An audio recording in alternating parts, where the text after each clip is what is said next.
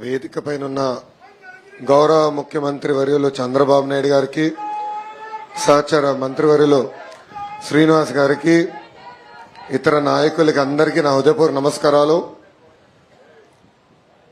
Sir, మీరు ముఖ్యమంత్రి అయిన తర్వాత సంక్షేమ కార్యక్రమంలో తొలి అడుగు వేశారు.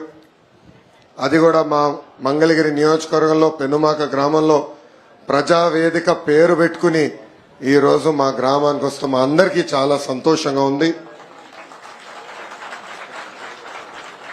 గత 5 సంవత్సరాలుగా పరదాల ముఖ్యమంత్రి చూసాం, ఇప్పుడు ప్రజల ముఖ్యమంత్రిని మనం చూస్తున్నాం.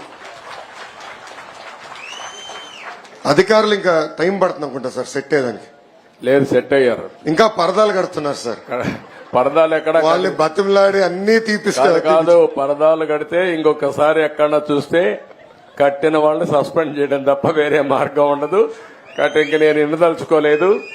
ఎవరైనా సరే సింపుల్ గా పాత రోజులు మర్చిపోయి కొత్త రోజులు జ్ఞాపకం చేసుకుని ముందుకు పోవాల్సిందిగా అందరిని కోరుతున్నా. ఎక్కడా జరగకూడదు. ఎవరైనా కంప్లైంట్ చేస్తే మాత్రం పనిష్మెంట్ తప్పదు. మీకు బీ క్లియర్. అంటే 5 సంవత్సరాలు అలవాటు కదా సార్, కొంచెం టైం పడుతుంది సార్. మీకు కూడా అందరికి అలవాటు కావాలి, వాళ్ళకే కాదు. కొత్త శకానికి, కొత్త కల్చర్ కి అందరూ అలవాటు కావాల్సిందే. ఇంకా టైం ఉండదు. ఏది కూడా రివర్స్ గేర్ నుంచి రివర్స్ పోయే బండి పాజిటివ్ గా నడిపిస్తున్నాం. ఇంకా స్పీడ్ పెంచడం తప్ప ఎనిక్కిపోయే సమస్య ఎవరికి ఉండకూడదు, ఆలోచన రాకూడదు. లేకపోతే ఒక షార్ట్ ట్రీట్మెంట్ ఇస్తే అందరూ సెట్ అయిపోతారు, ఇన్క్లూడింగ్ ఎవరైనా సరే. నేను సిద్ధంగా ఉన్నా షార్ట్ ట్రీట్మెంట్ ఇవ్వడానికి. పాపం ఇంకా కొంచెం ఇది ఉంది కాబట్టి స్లోగా పోతున్నా. ఇప్పుడు స్పీడ్ పెంచాలి ఇంకా, అంతే. నేను అందుకే చెప్పా 95 ముఖ్యమంత్రిని చూస్తారని. 4.0 95 అది గుర్తుపెట్టుకోవాలి. 95లో ఒకసారి మీరు చరిత్ర గుర్తుపెట్టుకోవాలి. అప్పుడు నువ్వు కూడా కుర్రాడివి, నీకు కూడా ఐడియా లేదు. అప్పుడు నా చరిత్ర గుర్తుపెట్టుకుంటే, హైదరాబాద్ లో బయలుదేరుతున్నానంటే రాష్ట్రం మొత్తం రెడ్ అలర్ట్ ఉండేది. అంత భయంకరంగా చేయను కానీ తప్పు చేస్తే మాత్రం ఎవరిని వదిలిపెట్టను. ఉంటే మా మైండ్ అంతా మార్చుకోవాలి. అందుకే 95 అన్నా నేను. 95 CBN 1.0 నాట్ 4. అది రిపిటేషన్ వస్తుంది. ఇప్పుడు ఇక్కడ మంత్రులకు ఉంటుంది, ఎమ్మెల్యేలకు ఉంటుంది, అందరికీ ఉంటుంది. సార్, మీకు తెలిసిన విషయమే, తెలుగుదేశం పార్టీ 1985లో మంగళగిరి నియోజకవర్గం గెలిచింది. దాని తర్వాత గెలవలేదు. 2019లో నేను ఓడిపోయాను 5300 ఓట్లతో. కానీ 5 సంవత్సరాలు అనేక సంక్షేమ అభివృద్ధి కార్యక్రమాలు ప్రజలకు అందజేశాం. మొన్న 2024 ఎన్నికల్లో ప్రజలందరూ ఒకటే చెప్పాను సార్, ఏ మెజారిటీ అయితే ఓడిపోయినా దాని పక్కన ఒక 0 పెట్టండి. ఆ మెజారిటీ మళ్ళీ నేను గెలిపించి శాసనసభకు పంపించాలని ప్రజలందరినీ ఆనాడు కోరాను. అంతేకాకుండా నాకు ఎంత ఎక్కువ మెజారిటీ ఇస్తే నాకు కొండంత బలం వస్తుంది. గౌరవ ముఖ్యమంత్రి వర్యులు చంద్రబాబు నాయుడు గారితో అవసరమైతే దెబ్బలాడి నిధులు తీసుకొచ్చి నియోజకవర్గాన్ని అభివృద్ధి చేస్తానని ఆనాడు హామీ ఇచ్చాను సార్. నేను కూడా ఊహించలేదు, ఆంధ్ర రాష్ట్ర ప్రజలు ఊహించలేదు, ఎవరు ఊహించిన విధంగా 91,000 ఓట్ల మెజారిటీతో నన్ను మంగళగిరి ప్రజలు ఆశీర్వదించారు, దీవించారు సార్. సమస్యలు ఉంటాయి సార్, రోడ్లు కానీ, డ్రైన్లు కానీ, పక్కా గృహాలు కానివ్వండి. తమ్ముడు అన్నట్టు దశాబ్దాలుగా మీ దృష్టి కూడా తీసుకొచ్చాం సార్. తరతరాలుగా అంటే 3-4 దశాబ్దాలుగా కొండపోరంబోకని అక్కడ ఇల్లు కట్టుకుని నివసిస్తున్న గ్రామస్తులు అనేక మంది ఉన్నారు. అవన్నీ కూడా రెగ్యులరైజ్ చేయాలని గతంలో మిమ్మల్ని కోరటం జరిగింది. ఇలా అనేక సమస్యలు మంగళగిరి ప్రజలకి ఉన్నాయి. దానికి ఆ సమస్యలు పరిష్కరించడానికి మీ సహకారం చాలా చాలా కావాలని ఈ సభాముఖంగా కోరుతున్నాను.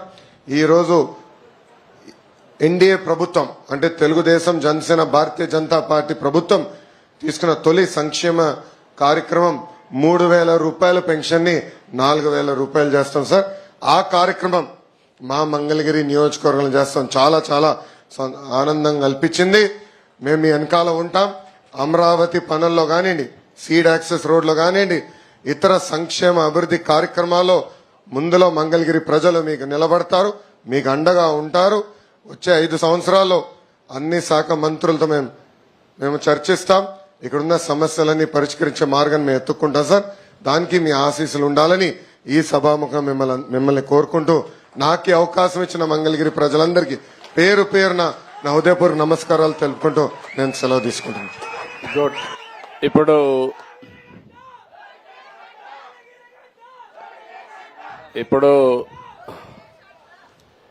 ఏదైతే మీ ఎమ్మెల్యే అదే మరి మంత్రి ఇక్కడ చెప్పాడో, నేనేదో లోకేష్ మా కుటుంబ సభ్యుడో అని కాకుండా అతి పెద్ద మెజారిటీతో గెలిపించే నియోజకవర్గంలో 3వ నియోజకవర్గం మంగళగిరి, రాజధానిలో భాగం మంగళగిరి. ఈ ప్రాంతంలో ఒకవేళ కానీ మీరు తక్కువ మెజారిటీ గెలిపించుంటే నేను కూడా పెద్దగా పట్టించుకునేవాడిని కాదు, కానీ అతను ఎవరైనా నాకు ఒకటే. మెరిట్ కాడ మాత్రం నేను మాత్రం చాలా స్పష్టంగా ఉంటా. ఈ నియోజకవర్గం రుణం తీర్చుకోవాల్సిన బాధ్యత ఎన్డీఏ ప్రభుత్వానికి, తెలుగుదేశానికి ఉంది. తప్పకుండా ఏం చేయాలనో చేయడానికి ముందుకు పోతామని చెప్పి నేను మీకు తెలియజేస్తున్నా. మీరు సిస్టమేటిక్ గా వర్క్లన్నీ ఐడెంటిఫై చేయండి. సమస్యలు 2 రకాలుగా ఉంటాయి.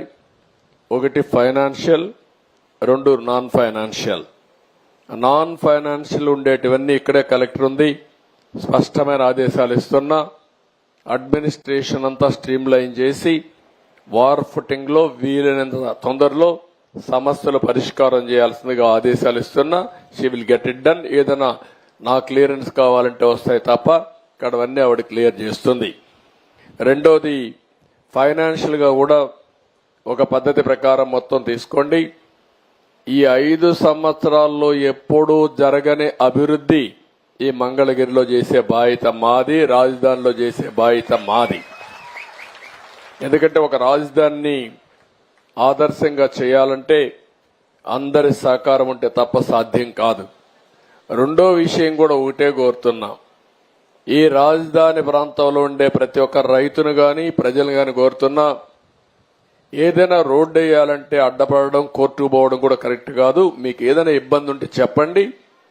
నేను ఎప్పుడు కూడా నా జీవితంలో గుర్తుపెట్టుకోవాల్సింది, ఒక హైదరాబాద్ ఎయిర్పోర్ట్ కట్టినా, ఒక సైబరాబాద్ కట్టినా, ఒక ఔటర్ రింగ్ రోడ్ వేసినా, ఒక పోలవరం కట్టినా, ఒక ఇరిగేషన్ ప్రాజెక్ట్ కట్టినా, అక్కడుండే రైతులు కూడా ఎవరైతే భూమి ఇస్తారో వాళ్ళు కూడా ఆనందంగా పెట్టి, అంటే లిబరల్ గా కాంపన్సేషన్ ఇచ్చి ఆ ప్రాజెక్ట్ ని పూర్తి చేసిన ఘనత తెలుగుదేశం ప్రభుత్వానికి గతంలో. ఇప్పుడు కూడా దానికి కట్టుబడి ఉన్నాం. నేను ఎప్పుడూ ఒక మాట చెప్పేవాడిని, ఒక ప్రాజెక్ట్ వస్తే ఆ ప్రాజెక్టు వల్ల బెనిఫిట్ అయిన లబ్ధిదారులు ఎంత ఆనందపడతారో, ఆ ప్రాజెక్టులో ముంపుకు గురైన వాళ్ళు గాని, లేకుంటే ఆ ప్రాజెక్టు కోసం భూమి ఇచ్చిన వాళ్ళు గాని అంతే ఆనందంగా ఉండాలని నా కోరిక. ఇక్కడ కూడా అదే చేస్తాను. అల్టిమేట్ గా ఇప్పుడు ఏవైతే పనులు చెప్పారో పెనుమాక, మంగళగిరి మొత్తం order of priority me MLA తయారు చేసుకుంటారు, మీరు తయారు చేసుకుంటారు. అవన్నీ కూడా క్లియర్ చేసే బాధ్యత ప్రభుత్వం తీసుకుంటుందని చెప్పి నేను మీకు తెలియజేసుకుంటూ